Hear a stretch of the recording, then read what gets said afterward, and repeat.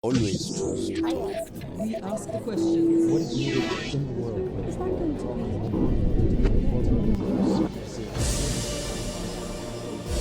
Geopolitically placed between East and West, Turkey plays a hugely important and strategic role in many of the region's crises and conflicts, not to mention developments around the world.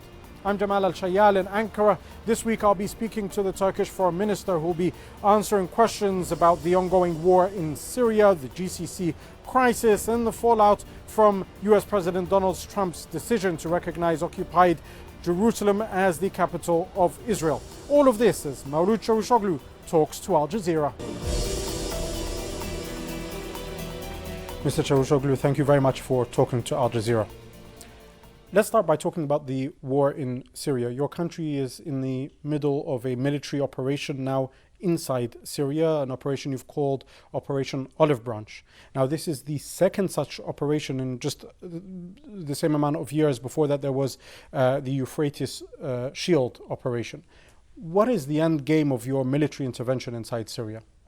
During the Operation Euphrates Shield, we were defeating Daesh terrorists. There are different terrorist groups in the country. And it was a very successful operation. It became a kind of safe zone for the refugees and IDPs. And we are supporting them in that area as well. And there have been YPG, PKK terrorists in Afrin region. And they were sending harassment fires and the rockets to Turkey, to different parts of Turkey. And it became a serious threat to our security and also to our borders. We warned them, we warned the countries who have been engaged with them. Nevertheless, they increased the harassment fires. That's why we launched this operation. And it is in the line with the international law and also UN charters, as well as related UN Security Councils. But your critics say that Turkey is essentially invading Syria, that you want to occupy Syrian land and annex it as part of some sort of larger, expansive project, and it's not your intention just to There is create no other country in the region or beyond supporting Syria's territorial integrity and sovereignty more than Turkey. And even in Sochi, and also in Astana, in Moscow. If you look at all these statements and the joint declarations, you see that. And we are for unity and territorial integrity of the country. On the YPG and the Kurdish fighters, their video has emerged recently showing American-made weapons that has been captured from these Kurdish fighters by the FSA. Now, these YPG fighters and their allies have not only been fighting you, or you have not only been fighting them inside Syria, but they've been firing rockets inside Turkey, which has led to 6 civilians being killed. Can you explain to me how it is that Turkey still considers the United States as an ally, if it is the United States that has made no secret of its support for Kurdish fighters who are essentially killing your own civilians? How are they considered to be an ally? They are not captured weapons. Those weapons have been given by the United States to YPG. So we have actually asked the United States not to give the weapons. They did. We asked them to stop. And President Trump promised Erdogan that they will stop giving weapons to this organization. And at the last phone conversation between two presidents, President Trump told Erdogan that they stopped. They have stopped giving weapons to this organization. These rockets, these weapons used by YPG and PKK, most of them are given by the United States. But there are also weapons coming from different European countries, Western countries as well, or from other countries. But the US State Department has said that it still considers the YPG as an ally in the fight against ISIL or Daesh. And this is my question. I mean, okay, now you're saying there's verbal commitment from the US that they will stop, or they have stopped supplying weapons. But in the end of the day, the US and Turkey are meant to be NATO allies. In the end of the day, the US make use of Turkish airbase, Incirlik airbase. Why have you not been more forceful in making the US choose between its ally and between a group that you consider to be a terrorist It's organization? poor double standard.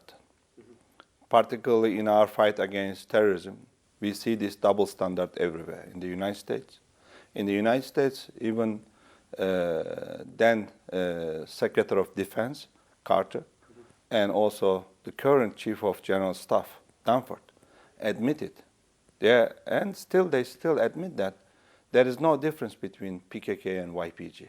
If there is no difference that you admit, it means that both of them are terrorist organizations. This is the double standard. In Europe also, many political parties, politicians, and even some countries are supporting PKK, which is listed by European Union as well, just because they share the same ideology, Marxist, Communist, Leninist ideology. So this is unfortunately the criteria for many different political parties and the politicians and the countries. And how can we defeat terrorists with this understanding and with those kind of double standards? This is not only a problem of the US, which is very serious. The US is pioneering in the world that they are fighting all sorts of terrorist organizations in the world. But in Syria, they are collaborating with a terrorist organization. We'll come back to Turkish-US relations near the end, but I just want to ask another question about Syria here. Now, the war has gone on for 7 years. Almost up to 1 million people have been killed, more than 5 million refugees. Now, your government has always said that it supports the Syrian people's right to freedom and it supports their quest for democracy there. Not only have you said that in statements, but you host more than 3 million refugees inside Turkey. But now it seems that you, according to some of your critics, that you no longer care about the Syrian struggle for freedom because, for example, Aleppo, which was held by the rebels, essentially fell into the hands of the Assad regime because Turkey stopped supporting the rebels there, and similar scenes in other places inside Syria. Your critics say that you are more concerned about the success of the Astana agenda and more concerned about maybe appeasing your newfound relationship with Russia and Iran than you are with the Syrians. They accuse you, some of the Syrian rebels, of selling out. I don't see any opposition, any Syrian groups accusing for Turkey. We know that some neighboring countries are not happy with the role that Turkey has been playing. And we were only the country actually who helped those civilians and the opposition to evacuate them from Aleppo. And we worked with Russia. And Russia actually delivered what they promised. But sorry, they evacuated them from Aleppo. Where did they go? To Idlib. Idlib. And then Idlib started being bombed from the sky again. It's true. It's true. There are violations. I don't ignore that. But it doesn't mean that Turkey has changed or because Turkey has changed its position. And the opposition, High Negotiation Committee, and Syrian National Committee, Syrian National Kurdish Committee, and the others, they all know that only Turkey has not changed its standing and its position and its support to opposition. What is the aim of the Astana? What is the aim of the Sochi? What is the outcome of the Sochi? The aim of the Sochi actually to take to some confidence building measures or steps, okay? Also to consolidate the ceasefire and de-escalation zones and cessation of the hostilities. Yes, there are some violations in Idlib, and we ask the guarantors of the regime to stop that because they are the guarantors. I would like to ask a question. The situation on the ground, isn't it better than a year and a half ago? The situation a year and a half ago, before Aleppo and during Aleppo? Now we are very much disturbed with these violations. And this is the legitimate concerns of everybody, including the opposition and the civilians living there. And now we are deploying observers there. Look at the outcome of the Sochi. And everybody actually welcome the outcome of the Sochi. And we have been doing our best to integrate Astana process and Sochi process to Geneva. And if you look at the joint declaration in Sochi, it is referring the Geneva process. It is referring the UN Security Resolution 2254. And from now, those meetings will be held in Geneva. And we help them also to establish a committee or working group on the constitution. We have given the list to Demistra. And Demistra will form this committee or working group. So all these efforts are helping us and the Syrians actually to proceed and to reach a political settlement. Without a political settlement, any achievements on the ground cannot be sustained, cannot be consolidated. So we have to focus on both sides, okay? Astana and the political process. Okay, let's move on to another hot topic in the region, and that is Jerusalem, or actually illegally occupied Jerusalem, as the United Nations considers it to be. President Recep Tayyip Erdogan warned that if the United States went ahead and considered or acknowledged and recognized Jerusalem as the capital of Israel, that Turkey would cut its ties with Israel. What is the status of relationship between Turkey and Israel now that this decision has been made? We normalize our relations with Israel, and we put three conditions. They met all these three conditions. This is after without the flotilla any doubt. Yes, incident. after Yes. that. And when we were normalizing, they asked whether Turkey would continue criticizing Israel. We said yes, if Israel violates the international law and if they continue illegal settlements, as well as attacking Palestinians in Gaza or West Bank, Turkey would be against that and Turkey will criticize Israel. So normalizing the relation doesn't mean that we admit what Israel is doing or what Israel will do. And last June, you remember what happened in Al-Quds, in Jerusalem, and President Erdogan called President of Israel. We asked them to stop it, and we stood very strong there all together, and they did stop it. Now it is the decision of the United States, and you saw how they were isolated in New York at UN. So the entire world rejected the decision of the United States and at the Security Council also. So we will continue our efforts all together, not only as Turkey. Of course, Turkey is leading this role, particularly in the Muslim world, because we are the summit chair of the organization. I'll come to the OIC, but I just want to ask you one thing. This specifically, this threat that the president made that Turkey would cut off ties with Israel if Trump recognizes Jerusalem as the capital. No, President Erdogan made this statement after the decision of the United States, not before the decision. But still the relations is... If there is a still relation, and we have the embassies here, but if this situation, becomes worse in the future, and if Israel continues violation the status of the East Jerusalem and Al-Quds, of course, we should all together review our position and also our relation. Okay, on the OIC, that is the Organization of Islamic Conferences, which is the umbrella body of Muslim countries. Turkey hosted an extraordinary summit right after that decision took place in Jerusalem, in Istanbul rather, the summit. At the start of that summit, President Erdogan, he showed maps, historical maps of Palestine, which showed how the Zionist project had been stealing Palestinian land over the years. Now, the summit's final communique, and obviously Turkey is not the one who writes it, it's all of the OIC, sure. But the final communique was seen by many in the Arab and Muslim world as very weak.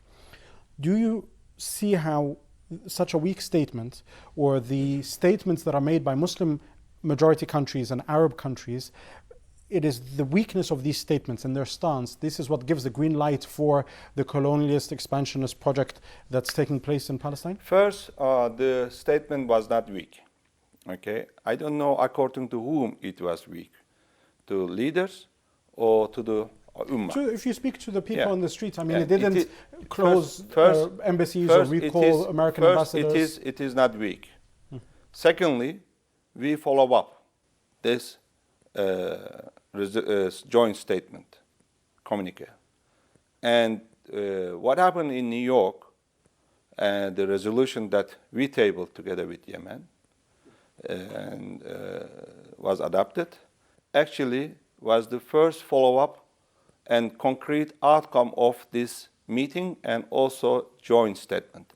But that, as I said at the beginning, and only the resolution was adopted at UN General Assembly is not enough or cannot be only a step.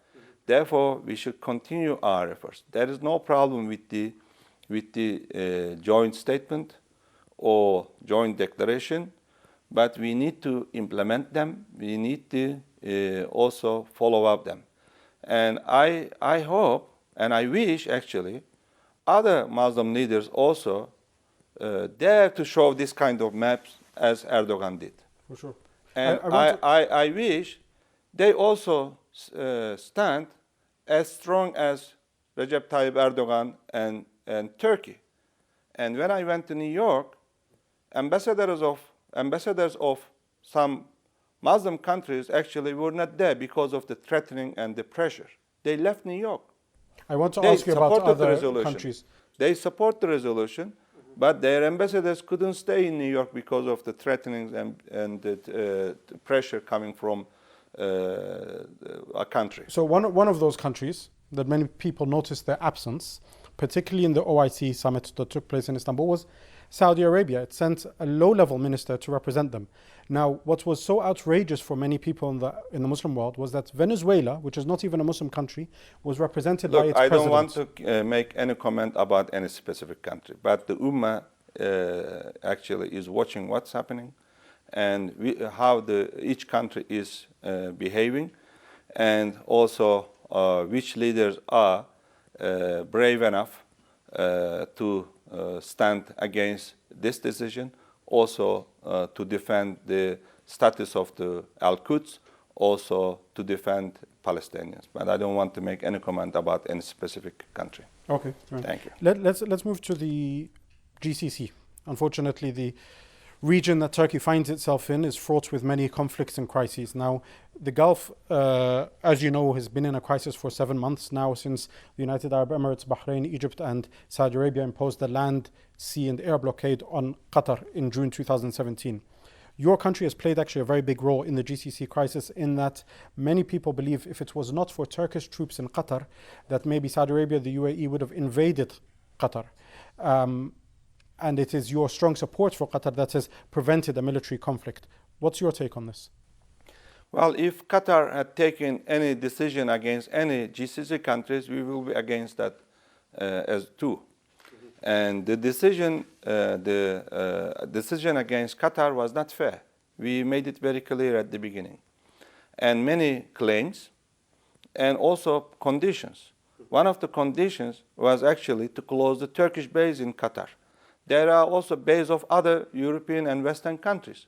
Why these brotherly countries are not asking Qatar to close those bases, but only Turkish base? What I am trying to say that it was a very unfortunate situation. It has been a very unfortunate situation. We don't want to see such a division in GCC or in the Muslim world. And the stability in GCC is so important for all of us. And there were some claims and accusations, and so far, not even one single evidence has been shared.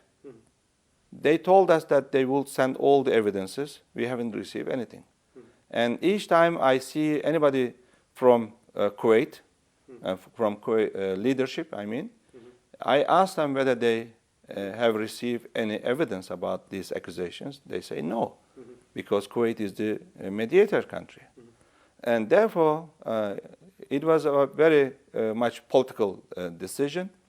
And unfortunately, it didn't serve the interests of any countries in the region or in each side. So I hope they will overcome this situation soon. And we still believe that Saudi Arabia can lead actually this process and to overcome this situation Well, I mean, as you mentioned, Kuwait has been leading mediation. You, in your country, has also tried. In the very beginning, actually, a couple of days before the siege was announced, President Erdogan sent envoys to Riyadh and Doha to try and resolve things as things were escalating. I went there personally. And yourself. One of the interesting things, though, is that when you follow Saudi media, Egyptian media, United Arab Emirates media, they've actually been attacking Turkey as well and have been very insulting as well. Just a few days ago, a very close friend of the Crown Prince in Saudi, Mohammed bin Salman, who heads the Saudi lobby in the US, Salman al-Ansari, tweeted a picture of a dead Sudanese person in Sudan from many years ago, claiming this was a Qatari killed by Turkish troops inside Doha in a clear attempt to sow discontent between. This is outrageous. Mm-hmm. A Muslim, first and foremost, must be an honest person. Okay, unfortunately, this is not the case. We see since I became foreign minister in many Muslim countries. Okay. Secondly, they all expect to support them, whatever the decision or action that they are taking, and they put pressure to many countries, particularly Muslim countries, to take a side during this crisis. And they put the pressure to Somalia, for instance, and they threatened Somalia. And Somalia rejected. This is the dignity of the Somalian people. And why are you trying to divide the Muslim world and the Ummah? You have your own issue, and when you don't say that whatever they are doing is right, and then they don't like and they attack you. These are the baseless accusations. And one more problem. I think they don't like that Erdogan is that much popular. Well, let's finish on your relationship with the US. For a moment, there appeared to be warming between Turkey and the United States in the early days of the Trump administration. But the reality now is that maybe the relationship couldn't have been worse. The US has imposed travel restrictions on Turks, and you have reciprocated with similar ones on Americans. Till now, the US harbors the man that you accuse of attempting a coup in Turkey. Is there any light at the end of this, what seems very dark tunnel in US-Turkish relations? Normally, we don't have any problem with any allies, neither with US nor with European allies. But they have been learning one thing, that if there is any problem with Turkey, or if they take any action against Turkey, it will be reciprocated by Turkey. And Turkey has changed. And Turkey will never obey any other country, okay? And this is the dignity of the Turkish nation. And secondly, yes, we have been passing through not easy years in our relations with the United States. Their support to YPG and the weapons they have been given, which is a terrorist organization and posing a direct threat to Turkey. Secondly, after the attempted coup, we asked the United States to extradite Fethullah Gulen, who is the leader of the FETÖ terrorist organization. So far, they haven't. And particularly these two issues have fueled anti-American emotions and sentiments in Turkey. And overall, there is a lack of trust. As I told my colleague Rex Tillerson when we met in Paris, in Vancouver, also when we spoke on the phone yesterday, to negotiate or to discuss any issue or to take any joint action, first, we need to rebuild this trust and the mutual trust. This is the problem right now. And U.S. and this administration, particularly President Trump and Tillerson also, have been telling us that they are for normalizing the relations and strengthening the ties. Yes, we are also for that, but we need to get rid of all these legitimate concerns of Turkey and Turkish people. This is the situation. Thank you. Foreign Minister Cavusoglu, thank you very much for talking to Al Jazeera. Thank you. Thank you very much.